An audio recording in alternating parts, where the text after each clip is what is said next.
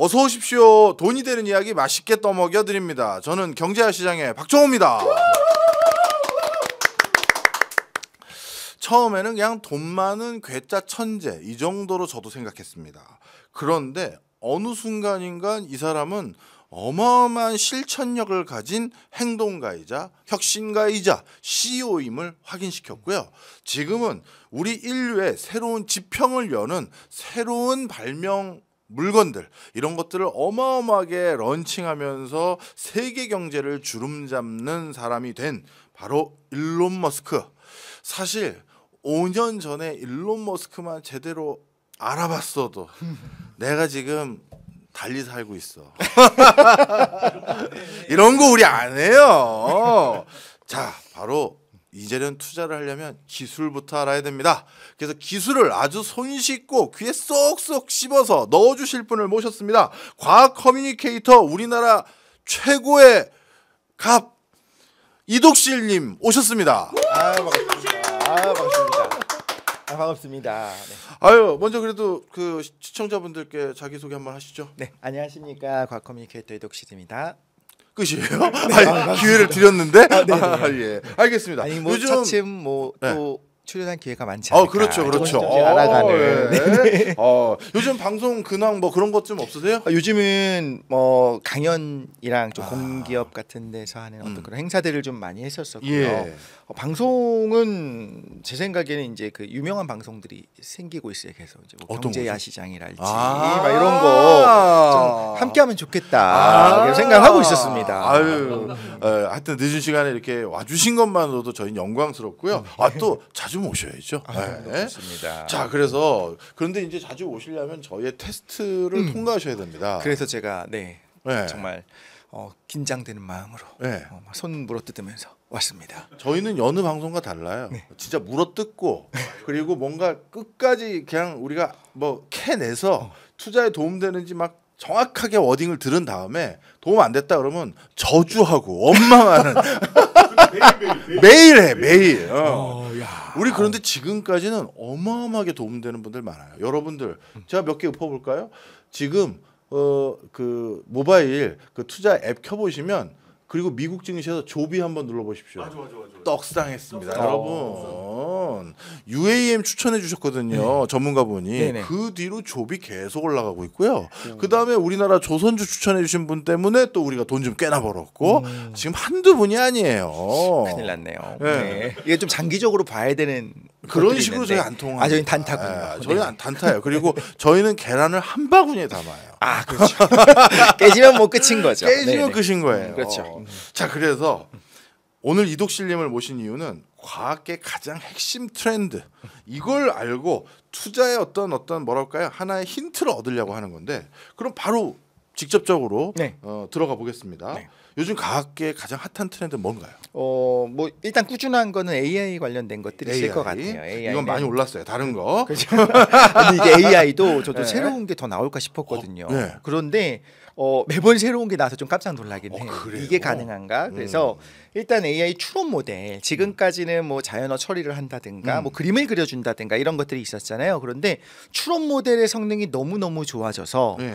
물론 이게 될지 안 될지 모르겠지만 AGI라고 하는 네. 일반 지능 있죠. 뭐든지 할 수 있는 이것저것을 다 할 수 있는. 네. 근데 나중에 한 내년 정도 되면 그 AI 모델 여기다 켜놓고서 네. 같이 투자 자문을 받으면서 그런 게 가능할 수 있죠. 왜냐하면 그 추론이 웬만한 사람보다 훨씬 더 뛰어나게 이미 내부적으로는 돌고 있거든요. 이야, 아니 그 빅테크 내부에서는 이미 네, 돌고 있는 맞습니다. 거예요? 오픈 AI 내부에서도 그렇게 하고 있고 거기서 가장 똑똑한 사람만 이제 꺾으면 되는 수준으로 이제 추론을 잘하고 있어요. 그렇다면 이야. 정말 AI의 장점 중에 하나는 수많은 데이터를 순식간에 파악할 수 있는 거예요. 그렇죠. 사람들이 책 읽는 거랑 다르잖아요. 네. 그럼 지금 어떤 경제 동향 같은 거를 전체적으로 보여주고 보고서를 계속적으로 읽힌 다음에 이제 어떻게 될 건지 추론 한번 해봐라. 네. 사회 현상이랑 뭐 뉴스까지 같이 주는 거예요. 지금 여기선 전쟁이 났고 여기선 기근이 있고 이런 상황에서 뭐가 뜰 것 같니라고 하면 우리가 생각하지 못했던 추론의 결과가 나올 수도 있어요. 그래서 어쩌면 그걸 아직 발표하지 않는 이유가 내부적으로 먼저 한번 사놓으려고 하는 게 아닌가 생각이 이 들더라고요. 자식들이 혹시 내부적으로 뭘 사놨는지 들은 건 없어? 들은 게 없습니다. 네. 알겠습니다. 야, 벌써 거기까지 온 거예요. 그게 저도 그래서 추론은 정말 쉽지 않을 거 생각했는데 사실 그래서 오늘 또 이독실님을 모신 이유가 거기 있어요. 우리가 저도 이제 학교에서 이제 경제를 가르치는 일을 하다 보니까 경제사적인 여러 가지 지식도 많이 아는데 과학기술의 발전을 막는데 성공한 문명 국가 사례가 거의 없어요. 없어요. 그걸 어떻게 막겠어요? 이걸 개발하면 돈이 될 수도 있고 이걸 개발하고 알고 싶은 그 지적 욕구, 그 학자적 욕구든 엔지니어의 욕구든 그럼요. 그걸 어떻게 사람의 그 순수한 욕구들을 어떻게 막을 수가 있겠어요? 거기다가 우리가 못하게 하면 저 다른 나라가 하거든요. 그것도 중요하더라고요. 숨어서라도 합니다. 결국 어떤 나라가 그거 기술 발달되면 내 직장 없어진다 그것 때문에 막혀서 잠시 밀어놨더니 다른 나라가 개발을 해버려. 맞습니다. 그 산업 주도권이 뺏겨버려요. 이게 이미 어떻게 보면 많은 오피니언 리더들 사이에선 이미 확인된 전례들이기 때문에 지금 AI라는 또 한 번의 이 산업혁명에 가까운 이 대변화를 우리가 극복하는 방법은 하나밖에 없겠더라고요. 자칫 잘못하면 솔직히 내 직장 없어질 수도 있는데 그러면 차라리 내 직장이 없어질게 만들 그 AI 그 회사에 투자를 해놓으면 그나마 뭔가 보험을 들어놓는 기분이 될 것 같았어요. 맞습니다. 그래서 과학기술의 트렌드를 알아보려고 한 건데 일단 첫 번째가 AI 그 다음엔요. 사실 요거는 이제 투자로서는 적절할 수 있을 것 같아요. 좀 더 공부는 해야겠지만 양자 컴퓨터가 또 다시 좀 이제 뜨고 있는 부분들이 있습니다. 이런 부분은 이제 투자에 적절히 연결이 될 것 같은데 이번에 세계 양자 과학 기술의 해로 지정을 했어요. 2025년을요. 그러면 실제로 뭐 괄목할 만한 성과가 나올 수도 있겠죠. 보여주는 부분들도 있을 거고 지금까지는 약간은 좀 뜬구름 잡는 느낌이 없잖아 있었다면 근데 여기서 뭔가 결과가 나올 수 있다라는 이야기로 또 술렁거릴 수 있는 것이 또 시장의 분위기잖아요. 그런 부분이라서 오히려 오늘의 주제에 가까운 것들은 어느 정도 원수 아까 말씀하신 것처럼 AI 같은 경우도 이미 많이 떴다라고 하셨잖아요. 근데 양자는 이제 시작이거든요. 이제 시작. 그렇기 때문에 어느 정도 좀 시간을 두고 제가 좀 출연해서 근황을 좀 말씀드릴 수 있으면 좋겠습니다. 그 계속 다음번 출연할 때 얘기를 한다고 하는데 오늘은 아니고요. 조금씩 가는 겁니다. 경제적으로 좀 어려운 상황이신 걸로 보여지고 있고요. 알겠습니다. 그런 건 약속을 해드릴 테니까 오늘도 뭐 양자 쪽에서는 뭐 구글에 좀 관심을 둬야 된다라든가 일론 머스크라든가 뭐 힌트를 조금이라도 줄 수는 없을까요? 그거는 다음에 한번 해보도록 알겠습니다. 지금 뭔가 경제적으로 어려운 분이 오신 것 같아요. 알겠습니다. 뭔가 다른 종목에 투자했다가 큰 손실을 보신 것 같은 느낌마저 들고요. 자, 그러면 오늘의 주제인 일론 머스크로 가보겠습니다. 좋습니다. 일론 머스크. 저는 지금 일론 머스크가 하고 있는 수많은 회사들 중에서 상장 안 한 것도 많아요. 맞아요. 그래서 다음번에 테슬라 같은 걸 잡으려고 하는 거예요. 그래서 오늘 여쭤볼 건 우주항공 기업 스페이스X 이것 좀 여쭤보려고 합니다. 자, 스페이스X 우리가 어느 건지는 다 알죠. 재활용 가능한 우주 발사체 여기까지는 알아요. 이걸 조금 더 자세히 설명해 주신다면?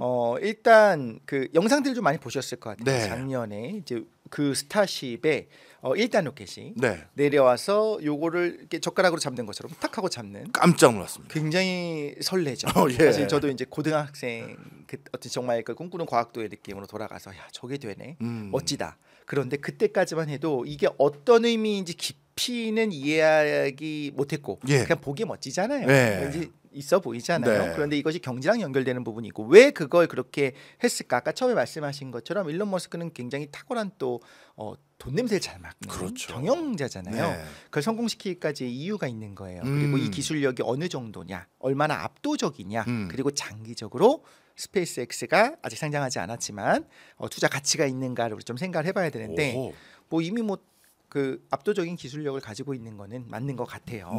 그거를 하나 좀 말씀을 드릴게요.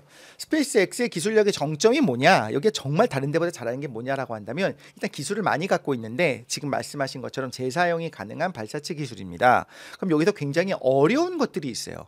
일단 재사용을 하려면 낙하산을 가지고 내려오는 것이 아니라 다시 점화를 시켜요. 엔진을. 그래서 엔진 재점화를 하고 역추진을 해서 아주 정밀한 제어를 통해 도착해야 되면 다시 원래 그 위치로 오는 겁니다. 그렇죠. 이전에는 원래 위치로 오지도 않았어요. 바다 위에 있는 데로 갔었어요. 예. 이제는 쏜 대로 다시 와요. 예. 이것도 어마어마한 경제적 효과를 가져옵니다. 예. 그냥 다시 여기 왔으니까 주우러 갈 필요 없는 거잖아요. 그렇죠. 예. 30분 있다 다시 또 쏘면 되는 예. 거예요. 아, 자, 이런 기술들이 있는 건데 이게 결국엔 뭘 만드는 거냐면 발사를 한번 할 때마다의 코스트를 계속 떨어뜨리는 거죠. 그렇네요. 그리고 점유율이 굉장히 압도적입니다. 어느 정도냐면 작년에 우주 발사체 점유율을 봤더니 미국에서 발사된 로켓의 95%가 스페이스X입니다. 와.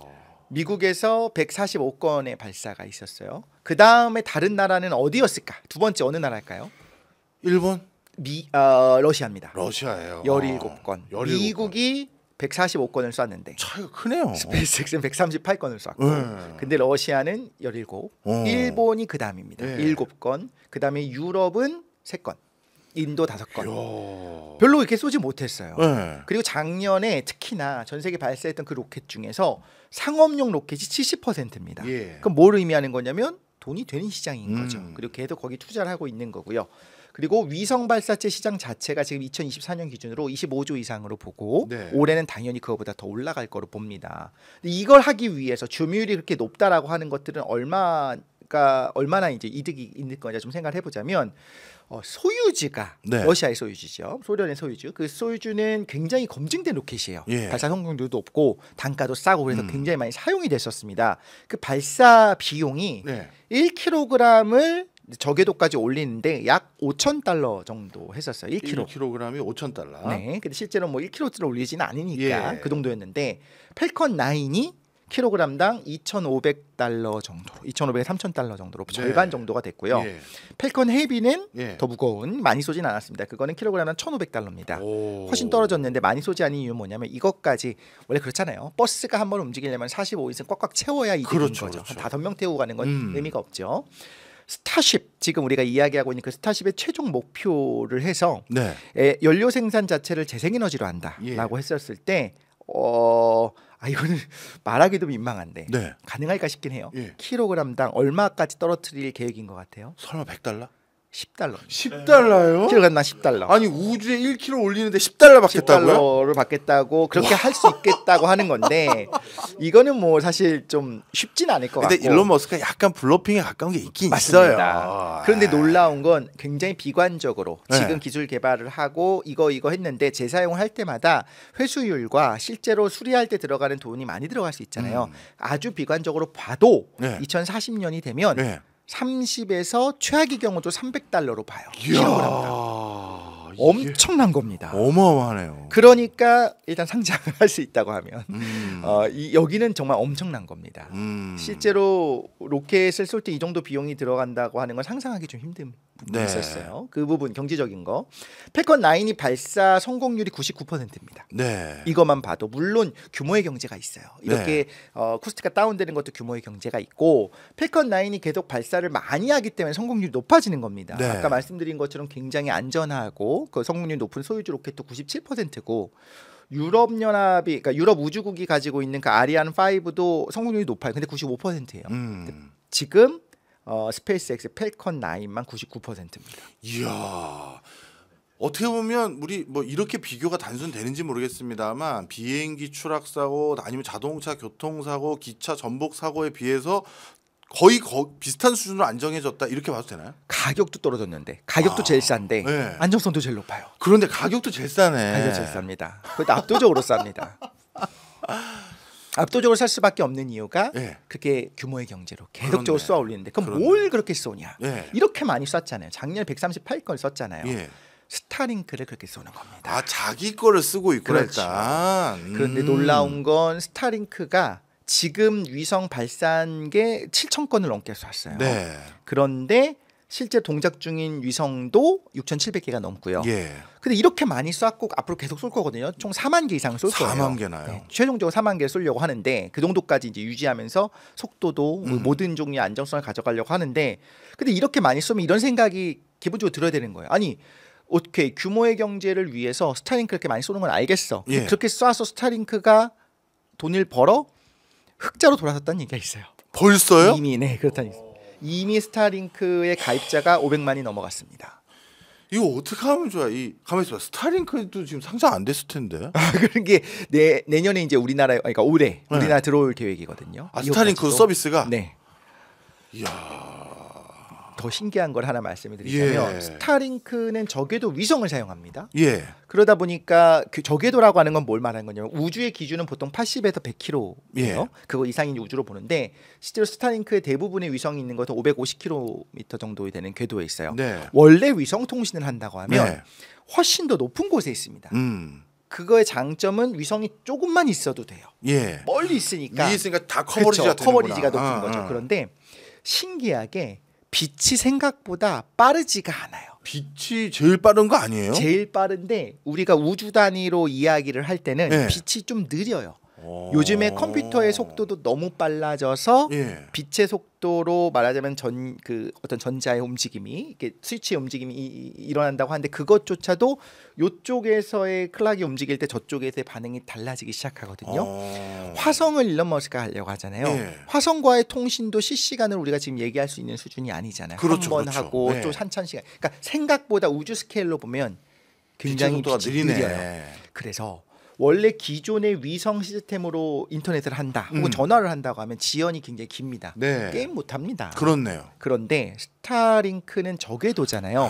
가까워. 빨리 왔다 갔다 하는구나. 거기다가 네. 더 신기한 건 저희가 지금 이제 휴대폰을 가지고 네. 미국에 네. 주식에 들어갑니다. 네. 그때 조회를 한번 해요. 네. 그때 걸리는 시간이랑 스타링크를 통해 들어가는 거랑 뭐가 더 빠를까요? 스타링크? 훨씬 빠릅니다. 오.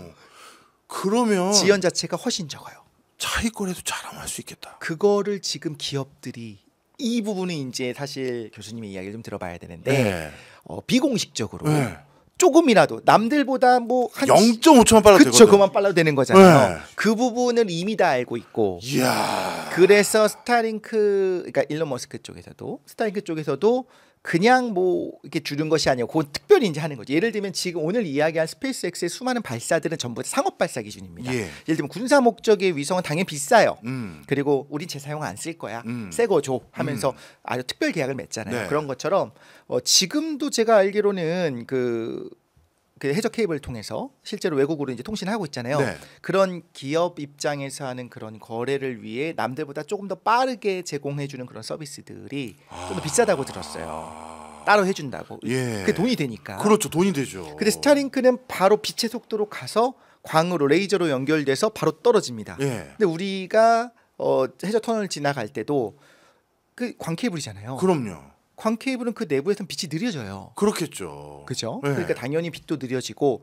매번 라우터를 지날 때마다 지연이 조금씩 있잖아요. 그러니까 당연히 놀랍게도 위성을 쏘는데 속도가 나올까?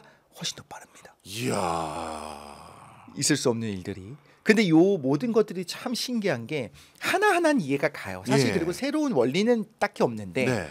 과연 이걸 할 수 있을까? 예를 들면 스페이스X를 그렇게 쏠 거면 규모의 경제가 실현될 거면 그렇게 위성을 많이 쏴야 되는데 누가 그렇게 위성을 쏴라는 생각을 할 거고 네. 만약 이런 인터넷을 위해서 이제 저궤도에 위성을 많이 쏴서 한 4만 개, 뭐 최소한 12,000개 이상을 올리겠다라고 생각하면 그럼 되겠지. 근데 누가 12,000개를 쏠 거야 하는데 그렇죠. 한 사람이 그걸 다 하는 거예요. 이 양반 이거 무서운 사람이었구만. 그러니까요. 이 진짜 무서운 사람인 겁니다. 예. 계획이 다 있구나. 계획이 있구나. 이게 그렇죠. 진짜 그럴 때 쓰는 표현이네요. 맞습니다. 자, 그러면 네. 스타링크, 스페이스 X 이게 다 사실 어떻게 보면 또 맞물려서 다 계획 아래서 이 회사들을 다 추진해 온 거네요. 저는 그렇다고 봅니다. 이야.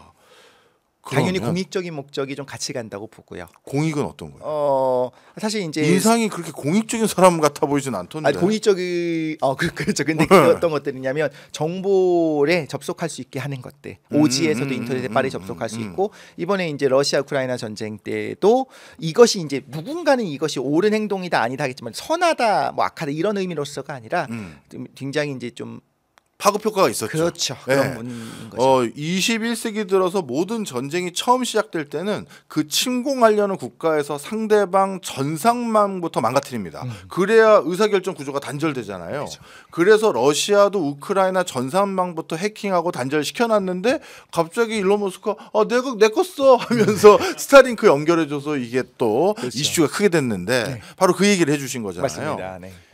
자, 그렇다면요. 이 역으로 여쭤볼게요. 우리나라의 대표적인 대장주 중에 SK텔레콤이나 네. LG U+, 이런 회사들이 요즘 쌓아놓은 돈이 조 단위예요. 오. 왜냐하면 그동안 데이터 이용 요금이 얼마나 더 많았고 그래서 엄청나요 돈이. KT도 마찬가지겠죠. 그러면 스타링크 이제 2025년 아니면 2026년도부터 한국에 서비스인데 올해 이제 예정으로 했었습니다. 아, 올해? 네.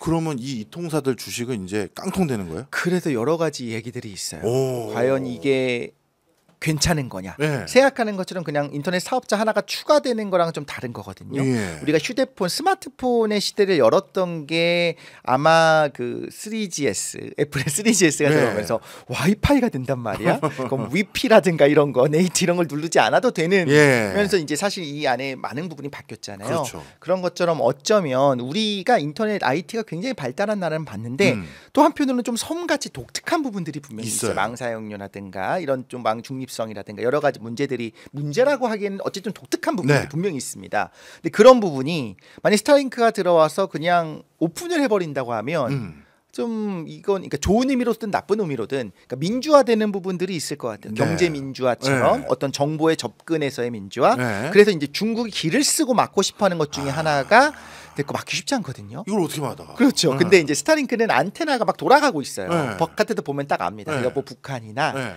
중국 같은 데 어떻게든 막으려고 하잖아요. 네. 근데 이게 뭐냐면 정보의 공유. 그리고 이런 부분들에서 이제 우리가 섬 같다고 제가 얘기를 했잖아요. 그런 지금 말씀하신 그런 이동통신사들이 노는 그 물에 갑자기 말 그대로의 세계와의 접속을 해줄 수 있는 어떤 그런 위성통신이 딱 들어온다고 했을 때 대변역이 있을 거고 그래서 요 둘 중에 하나인 것 같아요. 거기 같이 빨리 가려고 할 것이냐 아예 협업을 해갖고 아니면 어떻게든 막는 방식으로 가려고 할 것이냐 둘 중에 하나를 하겠죠. 그렇군요. 속도는 어떻습니까? 스타링크가 우리 KT나 SKT 이런 데서 제공하는 것보다 빠른가요, 느린가요? 그렇게 그 정도로 아직은 그렇게 빠르진 않아요. 다운로드 속도가 그래도 150mbps 정도는 되니까 일단 저는 아직도 집에 인터넷이 그렇게 빠르지 않아서 빠르지 않아요. 충분하더라고요. 네네네. 근데 우리가 생각하는 뭐 5G, 6G의 최고 속도보다는 느립니다. 아직은. 근데 일반적으로 생각할 때는 충분하다고 할 수 있고 지금도 계속 위성을 쏘고 있어요. 그리고 왜냐하면 스타링크 위성이 5년밖에 못 있습니다. 네. 보통 수명이. 왜냐하면 생각보다 저궤도고 여긴 느리지만 조금씩 계속적으로 마찰이 있어요. 공기 때문에. 그래서 이 저지연을 위해서 예. 많은 걸 희생한 거예요. 저지연 가까운 거리에 있어서 저지연을 하기 위해서 엄청나게 많이 발사할 것이고 그럼 수명까지 떨어지니까 바로바로 5년 만에 떨어지니까 계속 쏴야 되거든요. 예. 그런데 12,000개 뭐 4만 개까지 쏴서 속도와 안정성을 더 확보하겠다라는 계획을 가고 있는 거거든요. 그때가 되면 사실 뭐랑 또 맞물릴 수밖에 없냐면 당연히 테슬라잖아요. 예. 그래서 사물 인터넷과 더불어 어떤 자율주행에 있어서 링크되는 게 되게 중요해요. 예. 그래서 인터넷의 어떤 같이 가면서 스타링크를 통해서 이 정도면 속도 자체는 이제 더 빨라져야겠지만 안정성과 이런 저지연이 굉장히 중요하거든요. 이걸 가지고 서로 통신을 주고받는 것까지 일종의 삼위일체로 만들려고 하는 것 같고요. 네. 그렇게 볼 때 지금의 속도는 그냥 인터넷으로 사람이 보는 데는 충분해요. 네. 그렇죠. 뭐 영화를 뭐 스타링크로 볼 때도 좀 다운받는 좀 몇 분 기다리면 되죠. 예. 그런데 자율주행하는 두 자동차가 정보를 주고받기엔 느립니다. 그걸로는 안 돼요. 그렇죠. 예. 그래서 요거는 계속적으로 아직 올려야 완성된 된다. 기술은 아니니까. 알겠습니다.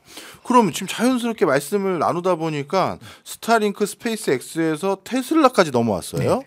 그러면 이제 테슬라가 궁극적으로 지향하는 게 완벽한 자율주행인데 네. 그 완벽한 자율주행을 구현하기 위해서는 반드시 스타링크의 도움이 필요합니까? 꼭 그런 건 아니겠지만 네. 이거는 같은 회사잖아요. 네. 그렇게 하겠죠. 조금 뭔가 호환이 되게끔, 그렇죠. 서포트가 되게끔. 그리고 실제로 그 가장 뭐랄까, 그러니까 어차피 자동차가 네. 앞에 있는 자율주행 자동차는 저는 이제 공통 프로토콜이 있어야 된다고 봐요. 예. 회사가 다르더라도 네. 앞에 다른 회사의 자동차가 있어도 제일 중요한 교통 정보 같은 건 서로 공유를 해야 그렇죠. 되잖아요. 근데 그걸 뭘 갖고 할 것이냐. 정말 가까우니까 사실은 다른 방식도 가능하거든요. 예. 지금 꼭 어떤 위성 통신이 아니어도 가능합니다. 근데 위성 통신이 하게 되면 훨씬 더 좀 자연스럽게 잘 저지연으로 가능하기 때문에 그거를 하려고 하지 않을까. 예. 당연히 뭐 일종의 플랫폼 생태계를 만들고 싶어하는 거잖아요. 애플이 그렇게 하는 것처럼 예. 테슬라와 스타링크를 연결해서 같이 가려고 하는 시도는 있을 거라고 봅니다. 그리고 혹은 그게 아니더라도 점유율이 높으면 네. 어떤 프로토콜의 어떤 표준을 세울 때 이제 콧방귀 좀 쓸 수 있는 우리가 제일 많은데 그렇죠, 그렇죠. 80%가 뭐 우리 차야. 경제 쪽에서는 이런 걸 시장 지배력이라 불러요. 그렇죠. 예. 그러니까 뭐 아니 우리는 그냥 우리대로 그래 그럼 우리대로 할게 그냥 너희가 알아서 해라고 하면 다 따라오겠죠. 네. 이제 그 정도가 가능한 형태가 이미 됐잖아요.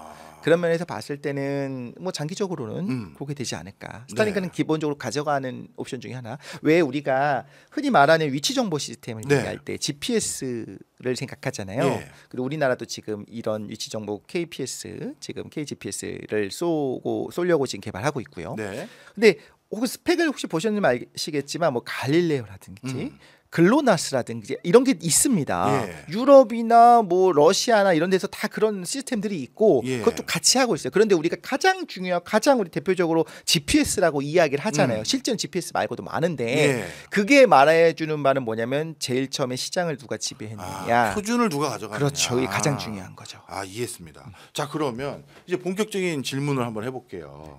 오늘 이제 크게 이게 워낙 무궁무진해서 앞으로도 얘기할 게 많을 것 같긴 하지만 오늘 크게 얘기해 주신 회사가 스페이스X, 스타링크, 그다음에 테슬라까지만 일단 비교를 해볼게요. 네. 일론 머스크의 다른 회사들도 많지만 네. 자, 그런데 우리 주식 투자할 땐 이게 있어요. 저도 학교에서 학생들을 가르칠 때는 학생들에게 독과점 기업의 폐해라든가 독과점 기업이 가져다주는 시장의 문제점에 대해서 지적을 해요. 하지만 전 세계 어느 나라든 간에 그 나라의 주식시장에서 시가총액 1등부터 10등까지를 일렬로 줄을 세워보면 예. 공통점이 있어요. 전부 독과점 기업이에요. 음. 우리나라 시가총액 1등 기업부터 10등 기업 자세히 보십시오. 그중에 대표적으로 네이버 있죠. 포탈 분야에서 독과점 기업이에요. 그다음에 현대자동차, 우리나라에서 자동차 분야에서의 또 독과점 기업이에요. 삼성전자하고 SK하이닉스 반도체 특정 분야에서 시장 지배력이 어마어마하죠. 그렇죠. 이처럼 어떤 회사의 시가총액이 급떡상을 할 거면 그 방법은 하나예요. 저 회사가 좋게 말하면 시장 지배력을 갖게 될 회사일까? 달리 말하면 독과점적인 지위를 갖게 될 회사인가? 이게 중요하거든요. 그렇죠. 투자를 할 땐 그래요. 그래서 저는 정부 사이드에서 오래 일을 했으니까 기업은 어떻게든 시장 지배력을 갖기 위해서 노력을 하고 국가는 저 기업이 시장 지배력을 가지면 오남용을 할 수가 있으니 그걸 막으려고 노력하는 게 어떻게 보면 정부와 기업의 밀당이에요. 네.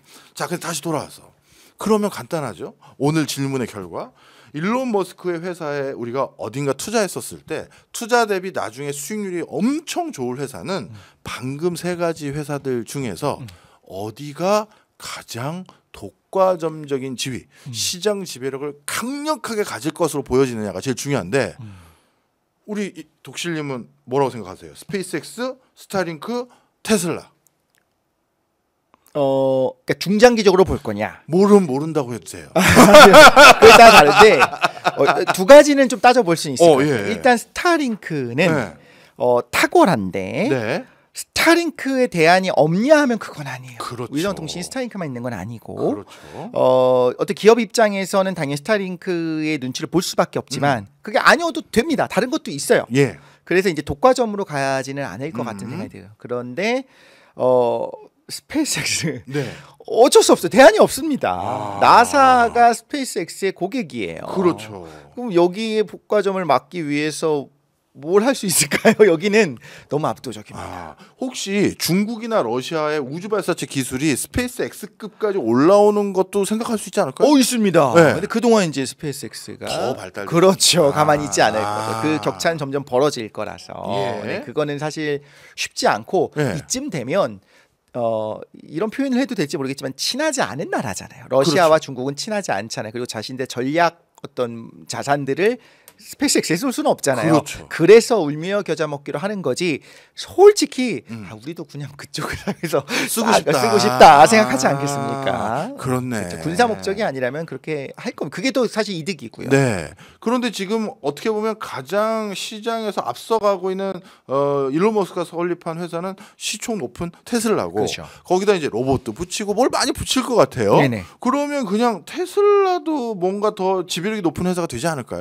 지금도 이미 사실 뭐 이쪽 계열에 있어서 또 이제 타본 분들이 하기도 하고 또 우리나라에서 보는 테슬라와 미국에서 보는 또 서구사에서 보는 좀 다른 부분은 있잖아요. 그래요? 어떻게? 우리나라에서 그러니까 우리에서 좀 막혀 있는 부분들이 좀 많이 있다면 그리고 교통 환경 자체도 한국의 환경과 미국의 환경 좀 다르잖아요. 그리고 뭐 예를 들면 트럭 같은 경우도 마찬가지고 그런 부분에 있어서 자율주행을 얼마나 믿고 풀어줄 것이냐인데 저는 대학 다닐 때 처음 운전했던 게 그 월름촌에서 운전을 시작을 했어요. 지금도 깻잎 한 장 차이로 옆차 사이를 이렇게 싹 지나가는 어떤 그런 환경에서 과연 자율주행을 얼마나 믿을 수 있을 것인가 이런 생각하는데 미국은 상황이 다르죠. 우리랑. 미국은 뭐 사이드미러가 접힐 필요가 없는 그런 환경에서 살고 있잖아요. 네. 그렇기 때문에 이제 거기서 보는 테슬라의 그 느낌이 좀 우리랑 좀 다른 부분이 있을 수 있다는 생각이 들어요. 또 우리 입장에서는 또 어쨌든 말씀하신 것처럼 현대차가 있는데 어디까지 이제 보조금을 주고 테슬라를 이렇게 외국 기업에게 돈을 줄 거니까 여러 가지 정치학적인 문제들이 있잖아요. 근데 테슬라는 지금 이미 뭐 지배적인 부분들이 있고 어떤 정책적인 부분 때문에 레벨 몇이 됐다라고 말하지 않거나 못하는 부분이 있거든요. 근데 그것도 혹시 뭐 로봇 3원칙 이런 거 들어보셨죠? 들어봤습니다. 근데 지금 그거 누가 지킵니까? 맞아요. 아무도 지키지 않아요. 뭐 로봇은 사람 명령을 따라야 된다. 뭐 죽이는 명령을 뭐 따르면 안 된다. 그렇죠. 뭐 사람 명령을 따라하면 안 되고 뭐 이런 여러 가지 있습니다. 근데 이미 군에서 사용하고 있는 수많은 그 AI 무게들이 있지 않습니까? 그런 것처럼 레벨을 이렇게 나누어 놓은 것들은 어떤 그 당시의 상황이었던 거고 지금 그러면 뭐 예를 들면 테슬라의 자율주행이 몇 단계까지 됐냐라고 할 때 그렇게 칼로 무자르듯이 할 수 없는 부분들이 있고 좀 탁월하게 잘하는 부분들은 있어요. 하지만 이제 물론 그 부분도 어른의 사정으로 보험을 어디까지 해줄 것이 어디까지 허용할 수 있을 것이냐 이런 문제 때문인 거지. 테슬라는 좀 잘하고 있습니다. 근데 이 부분은 좀 제가 말씀을 드리기 어려운 게 모르겠는 게 중국이 어떻게 행동하냐에 따라 확 달라지는 부분이 있습니다. 그러면 답이 나왔네요. 지금 우리가 세 가지 비교하는 회사들 중에서 일단 스타링크는 정리를 하자면 각 나라의 이통사 사업 회사들도 있고 다양한 또 다른 대체제들이 있기 때문에 이건 독과점적인 시장 지배력을 반드시 확보했다고 볼 수는 없습니다. 이렇게 정리가 됐고 테슬라 같은 경우는 정책적인 리스크가 있습니다. 그 사람이 운전하지 않은 자율주행 자동차에 대해서 많은 국가들이 얼마만큼 허용해 줄지도 궁금하고 그리고 운전에 대한 환경 자체가 다 다른데 그거를 어느 환경까지 어느 나라 사람들이 얼마만큼 신뢰해 줄 거냐 그 이슈 그리고 중국이라는 거대 시장에서는 이걸 또 어떻게 받아들일 거냐 그런 리스크가 있는데 스페이스X는 아무것도 없네. 없죠. 스페이스X 상장되면 그냥 몰빵 박아야겠네요. 그렇긴 한데 이게 또 갑자기 왜 그러려더니 그런데 이제 시장 지배 완전히 말 그대로 독과점이 됐어요. 스페이스X 말고는 없어요. 근데 어디까지 우리 인류가 이건 인류의 문제가 되는데 우주 사업에 투자할 거냐는 고민해볼 필요가 있죠. 지금 전 세계에서 이제 군 체제도 육해공에다가 사이버 플러스 우주군 그래서 5군 체제로 바뀌었잖아요.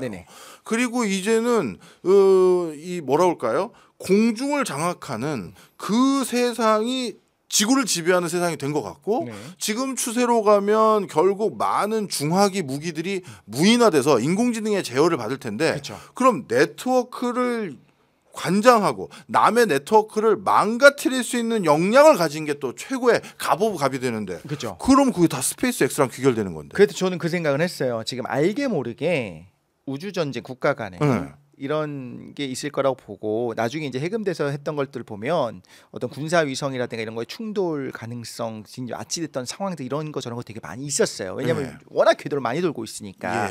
근데 지금 과연 미국, 러시아 이런 데서 위성을 쏠 때 군사 목적의 위성을 쏠 때는 썼다는 것도 말 안 하거든요. 근데 올라갔어요. 거기서 다른 위성에게 제밍을 하거나 일종의 저걸 파괴하거나 공작하는 위성이 없을까? 저 있을 수 있겠다는 생각은 들어요. 근데 이제 핵심은 그거는 우리나라가 예를 들면 우리도 이제 지정학적인 이유로 우리 군사 위성을 쏴야 됩니다. 스페이스X를 쓸 수는 없습니다. 그거는 자국의 위성을 그 발사체를 사용할 거예요. 예. 스페이스X에 투자를 한다고 하면 상업 위성을 많이 쏴주는 시스템인데 네. 상업 위성이 지금 대다수를 차지한 건 사실 스타링크였다는 거고 그게 아니면 우리가 뭐 아르테미스 프로젝트니 아니면 뭐 화성으로 가거나 네. 혹은 우주 과학 기술을 위한 어떤 그게 될 거예요. 그게 온 인류가 타고 다니는 자동차에 비할 거냐, 온 인류가 접속할 인터넷에 비할 거냐. 시장 규모 자체가 어마어마한. 네, 그렇죠. 차이가 나는. 스페이스X가 자동차 시장이나 인터넷 시장에 이거보다는 협소할 수는 있겠군요. 그럴 수 있죠. 여기 얼마나 돈을 쓸 그렇네. 것이냐가 다르죠. 이해했습니다. 오늘 그래도 경제적으로 많이 좀 이해가 돼가기 시작한 것 같아요. 그래도 일론 머스크는 스페이스X라는 걸 개발해서 어떻게 보면 우주 산업의 교통수단을 자기가 제공하는 것만으로 목표를 잡은 게 아니라 이 사람은 그 이상의 얘기를 많이 하잖아요. 예를 들어 우주 관광 그리고 화성 정보 이런 것도 결국 예전에 이 사람 다 뻥이라고 생각했는데 요즘은 제가 이게 언젠간 또 할 것 같아. 테라폼이.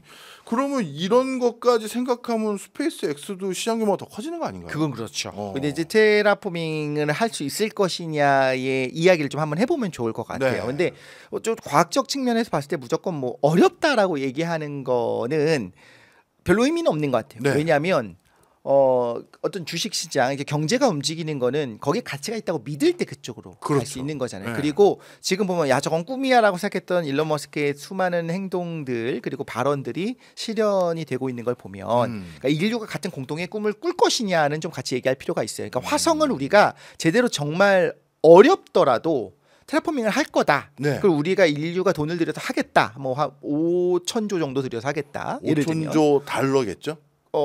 그 5천조 원이에요? 정도면 가능하지 않을까? 그러면 얼마 안 드는데 우리나라 1년 예산이 600조 정도 600조, 되거든요. 그쵸. 그럼 우리나라가 10년 쓰면 화성 한국 거 되는 건데. 지금 미국이 어떻게 되죠? 그 예산이? 예산이 우리보다는 훨씬 훨씬 더 많은데 많죠. 경이 돼요. 저기 우리 원으로 환전하면. 그럼 네. 5천조 달러가 맞는 것 같습니다. 달러일 5천조 달러. 거예요. 네네. 5천조. 우리는 못하는 걸로 당분간. 그렇죠. 전조국의 위험이죠. 예. 그런데 그게 가능한, 그러니까 지금 말씀하신 것처럼 그 뭐냐면 아예 불가능하냐? 라고 하면 그건 아니에요. 근데 여기서 이제 핵심적인 질문 드리고 싶은 거예요. 우리가 그렇게 할까요? 우리 인류가? 그렇게 돈을 쓸까요라는 질문과 똑같은 거네요. 네. 아니 뭐 너희들 세금으로 하는 거 아니야. 내가 팔아서 장사해서 하겠다는 거야라고 하더라도 왜 테라포밍을 하려고 하는지를 우리가 공감을 해야 돼요. 맞네. 지금은 꿈을 꿔요. 네. 근데 여러 가지 예시가 생각나는데 사람이 달에 가는 거는 그때 모두가 응원했어요. 실제로 아폴로 11에서 달에 착륙했을 때 소련도 박수하고 모두가 인류의 어떤 꿈이었습니다. 근데 아폴로 13 영화 보셨습니까? 예.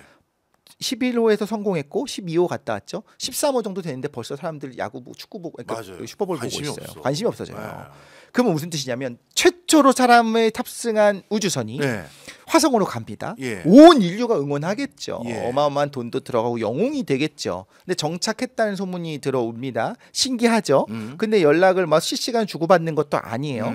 한 5년, 10년, 20년 지났을 때 계속적으로 돈이 들어간다고 할 때 얼마나 할 것이냐. 요거 그러니까 인간의 수명의 제한도 생각해봐야 되는 게 사실 화성에서의 테라포밍은 빨라도 500년입니다. 네. 300년에서 500년 정도는 걸린다고 봐요. 네. 그동안 꾸준하게 이제 예산을 투자해서 할 것이야. 계속 한다고 하고 계속 타십을 사용한다고 하면 당연히 돈이 되죠.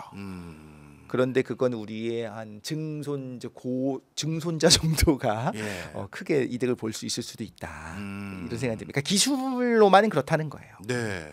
그래도 오늘 많은 시사점을 얻게 되네요. 어떻게 보면 이게 진짜 그 기존에 있었던 개념이든 있었던 기술이든 아니면 새로 개발됐던 간에 그 많은 것들을 조합해서 야 누가 인공위성을 4만 개까지 올려라는 걸 누구는 했고 야 누가 그 우주 발사체를 재활용해라고 했지만 그걸 했고 이 사람의 실천력을 봤었을 때 저는 오늘 결론은 그런데요. 다음번에 이 사람이 뭘 상장하든 일단 공모주 청약에 들어가야 된다. 그거는 틀림없는 것 같습니다. 그건 틀림없는 것 같아. 그건 틀림없습니다. 오늘 내가 그 결론을 얻었어. 그냥 공모주 청약을 넣어야 된다.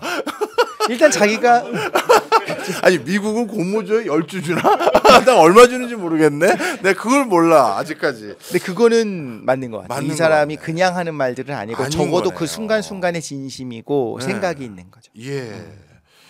야. 오늘 또 하나 일론 머스크의 몰랐던 영역 확실히 또 이해하게 되는데요. 그럼 마지막으로 혹시 이런 것도 질문해도 될지 모르겠습니다. 마지막입니까 벌써? 예, 벌써 시간이 꽤 됐어요. 준비한 건 한 3분의 1도 안 할 것 같은데. 또 오신 분들. 아 그렇군요. 네. 네. 이제 우주 관광 벌써 슬슬 가잖아요. 네. 그러면 저도 개인적으로 과학 꿈나무였어요. 그 우주 가보고 싶고. 이상하다. 그냥 마음이 부풀어서 벌써. 그러니까. 네. 제 당대 네. 제 경제력 수준 가지고 그냥 대한민국 대표적인 중산층으로서 네. 우주 관광 할 수 있을까요? 형 생각보다 그래도 돈 조금 있다. 저는 될 거라고 봅니다. 왜요?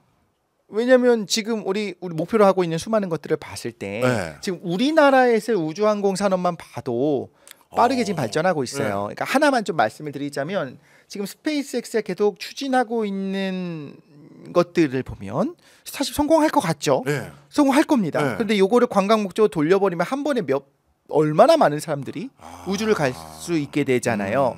거기다가 이제 좀 같이 가야 되는 것 중에 하나는 그러니까 신뢰성이죠. 그러니까 제가 왜 고민했냐면 네.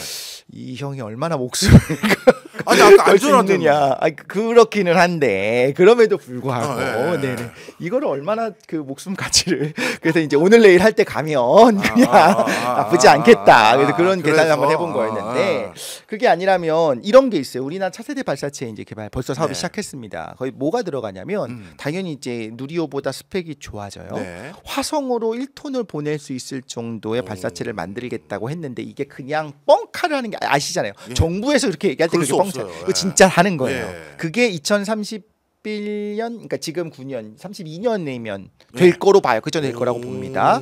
그리고 또 당연히 뭐가 있냐면요. 네. 패컨 9처럼 2단이고요. 예. 재사용 가능한 겁니다. 재사용까지도 우리나라도 목표가. 네, 그리고 할 겁니다. 그러니까 처음에 아무도 안 된다. 그게 말이 되냐? 그러니까 사실 기술적으로 아주 어려운 건 아니에요. 이제 와서 하는 말이지만, 근데 이제 야, 그럼 넌 왜 안 했니? 돈이 없으니까. 그리고 거기 이제 투자를 하지 못하는 거죠. 예. 알겠습니다. 물론 이게 가능은 해요. 이게 정말 많이 이게 갈아넣고 실패하고 완전히 쪽박찰 각오를 하고 집어넣으면 되는 거예요. 네. 그런데 이제 일론 머스크가 됐던 사람인 네. 거고. 근데 뭐가 있냐면 우리 기술자들이 봤잖아요. 봤죠. 저게 된다는 거 알았잖아요. 그러면 이제 또 투자할 만한 이유가 생기고. 그럼요. 그리고 그걸 했을 때 얼마나 코스트가 떨어지는지 알잖아요. 그렇죠. 그러니까 우리도 할 거거든요. 네. 그래서 지금 생각해 보면 한 40년, 50년 정도도 되기 전에 관광은 시작될 거고. 이야. 그리 심지어 그냥 한번 탄도 비행 이렇게 쭉 가갖고 내려와서 도착하는 거는 저 캘리포니아 쪽에 이렇게 떨어져 갖고 다시 이제 비행기 타고 오는 게 아니라 궤도로 이제 몇 바퀴 돌고 돌아오는 것조차도 좀 가능해질 수 있다고 봐요. 근데 그게 상당히 체류하는. 그렇죠. 약간, 그 이제 리스크인 거죠. 그거를 이제 누가 할 것이냐. 근데 항상 보면 알겠지만 생각보다 사람들이 모험심이 넘치는 사람도 되게 많습니다. 많습니다. 아니, 그 세계적인 부호들이 목숨 걸고 익스트림 스포츠 하잖아. 그러니까요. 근데 우주 공간에서 일주일 있을 수 있다. 네. 과연 안 할 것이냐. 하겠는데. 저는 된다고 봅니다. 그 부분은 가능하다고 봐요. 우리 작가님은 가시겠어요? 아니 저는 그뭐 되면 몸무게 그 상한선만 없으면 할 수 있지. 우리 작가님도 간다고 하고. 홍 PD님은요? 저도 무조건 갑니다. 이거 봐. 사람들이 영상 저분은 영상 욕심이 있고. 근데 아까 말씀드린 것처럼 그쯤 되면 이미 뭐 영상은 뭐 다들 많이 찍어놔서 특별하진 않을 건데 이제 야, 그러면 우리 경제아시장 30주년 기념행사는 아이고. 우주에서 할 수도 있을 것 같습니다. 이야. 가능할 것 같습니다. 멋집니다. 달은 야. 쉽지 않은데 네. 우주 궤도 갔다 오는 건 전 될 거라고 봅니다. 네, 뭐 저 달까지는 뭐 갈 생각은 없고요. 그냥 한번 올라갔다가 오는 달 것만으로도. 가면 그냥 느낌만 그렇지. 그렇죠. 황량하고 황량하지 그냥 뭐. 그래 밟았다 기분 좋은 거지. 아니, 무중력 상태는 위만 가도 되는데. 그렇죠. 다른 오히려 무중력도 아니에요. 맞아요. 예. 굳이 가지 않아도 됩니다. 뭐 하나 질문이 있어요. 예, 피디님. 아까 갑자기 네. 위성 쏴서 그러는데 그럼 우주에도 부동산이 있는 거예요? 없습니다. 우주는 달도 마찬가지로 누군가의 소유를 할 수 없게 되어 있어요. 근데 그럼 이게- 만약에 인공위성을 이렇게 지금 많이 쏘고 있는데 부닥쳤어. 그럼 누가한테 손해배상을 청구해야 돼? 아니 인공위성 그 두 가지를 지금 시간이 없지만 꼭 제가 꼭 언급하고 예, 다음에 얘기해주세요. 기회가 괜찮아요, 없을까 괜찮아요. 봐. 우리나라가 우주 개발을 왜 해야 되냐? 네. 우리는 미국이랑 친해요. 스페이스 X 쓰면 됩니다. 그렇네. 그렇죠? 네. 상업 위성은 다 그걸 쓰면 우리 위성 잘 만들거든요. 예. 그 위성의 부가가치로도 충분히 사업을 할 수 있어요. 네. 근데 우리가 발사체를 계속 만들려고 하는 이유는 두 가지인데 하나는 일단 군사 목적입니다. 어떤 거죠? 군사 목적. 군사 목적. 우리가 어떤 거를 실을지 미국의 로켓을 쓴다고 하면은 알려지는 거죠. 그럼요. 다 모든 걸 다 네. 알려줘야 되죠. 그게 굉장히 중요해요. 음. 또 하나는 뭐냐면 유엔에 네. 상임이사국이 네. 5개국이 있잖아요. 그렇죠. 근데 거기 지금 생각하면 좀 이상하지 않아요? 이거 프랑스가 왜 들어갔지? 옛날에는 그냥 영국 프랑스 강대국이지 했는데 우리가 2차 대전 때 프랑스가 어땠는지 보면 뭐 그렇게 여기 낄 정도인가? 그럼요. 오히려 연합군의 도움 때문에 독립했는데. 그렇죠. 네. 그런 느낌이 있죠. 뭐 네. 열심히 하긴 했지만 네. 중국이 거기 들어가는데 지금의 중국이 아니라 사실 중화민국이었죠. 그 그렇죠. 당시에 처음에 대만. 그 대만이죠. 그것도 이상하잖아요. 그것도 이상해. 그때는 뭐 그렇다 치더라도 그래도 네. 뭔가 이상해요. 그게 뭐냐면 그런데 지금까지 물론 중국은 지금의 이제 중국이 네. 대만에서는 이제 중국을 넘어갔고 이제 소련을 이어받은 러시아가 상임이사국 자리는 있지만 네. 그때 그 자리에 줄 섰던 나라가 아직까지 상임이사국입니다. 이게 뭘 의미하는 거냐? 스타링크 위성을 쏘는데 처음에 일론 머스크가 우리 한 5,000개, 6,000개 쏠 거다라고 처음에 하면서 이제 계획을 예. 할 거 아니에요. 그때 뭐 안 된다고 할 수 없어요. 아무도 그걸 주장할 수 없어요. 이거 우리나라 위로 지나가잖아. 우리 뭐 그렇게 이게 뭐 우리 영공이야 이렇게 상공이야 이렇게 얘기할 수가 없거든요. 네. 우주기 때문에. 그 최초에 어디서부터 했냐면 스푸트니크가 예. 미국 상공을 지나가는데 미국이 왜 우리 상공을 지나가게 했어라고 항의하지 않았을 때부터 이미 이제 관리로 된 거예요. 거기는 어느 나라의 것도 아니에요. 그 일론 머스크가 그렇게 많이 쏩니다. 42,000개를 쐈어요. 예. 그럼 이제 우리가 위성을 쏘고 싶어요. 예. 그 사이사이로 하늘이 열릴 때 그렇네. 부딪히면 우리 잘못이에요. 그렇네.